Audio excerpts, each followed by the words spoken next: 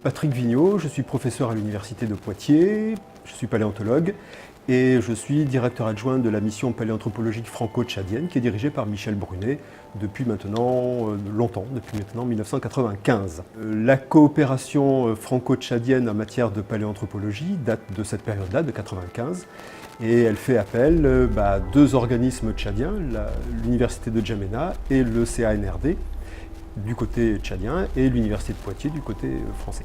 Je m'appelle Dr Nepoulnang Clarisse. Je suis d'abord paléontologue et avant je suis responsable chargée de conservation. Maintenant je suis la directrice générale adjointe du CNRD. Le service de paléontologie au sein du CNRD, son rôle c'est de conserver, valoriser, rédiger et mettre à jour la base de données de toutes les collections paléontologiques. Donc, c'est en sorte la vitrine de la paléontologie au Tchad. On dit que c'est la mission paléoanthropologique franco-tchadienne. Donc, c'est une équipe mixte composée de Français et de Tchadiens. Donc, on a un professeur Patrick Vigneault qui est avec nous. Et puis, on a des collègues de l'Université de N'Djamena et du CNRD. La mission 2018, qui vient de se terminer, avait un certain nombre d'objectifs. L'un des objectifs était de faire le point sur les sites que l'on connaissait déjà, qui proviennent du secteur de Toros Menala, qui sont datés de 7 millions d'années. Ça faisait 4 ans que nous n'étions pas allés sur ces sites-là. Et ce sont des sites qui sont très vivants, en ce sens qu'ils évoluent très rapidement au gré des vents. On est dans une zone où il y a énormément de vents qui viennent essentiellement du nord-est et qui décapent le sol, donc ils font apparaître de nouveaux fossiles, mais qui parfois recouvrent aussi les anciens sites par du sable. Certaines dunes peuvent même traverser des sites.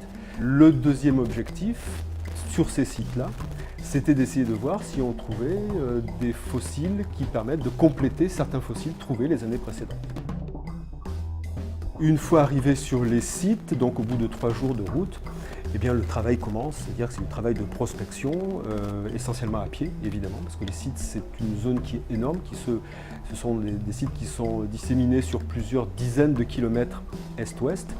Donc l'objectif, c'est de se positionner au centre de plusieurs sites, et puis après de rayonner à pied. La prospection sur un site, c'est la prospection, c'est à l'œil, hein. Il n'existe pas de machine permettant de découvrir des fossiles, c'est vraiment l'œil qui trouve le fossile. Notre œil est attiré par une forme particulière, par des formes particulières, par un grain, une couleur particulière qui va différencier un objet fossile d'un caillou ou d'un morceau de gangue. C'est toute la difficulté.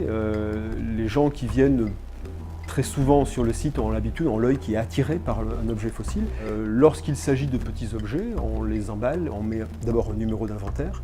Chaque objet est inventorié, son numéro de site, son année et son numéro, qui est répertorié sur un grand cahier qui est tenu par le CANRD ici.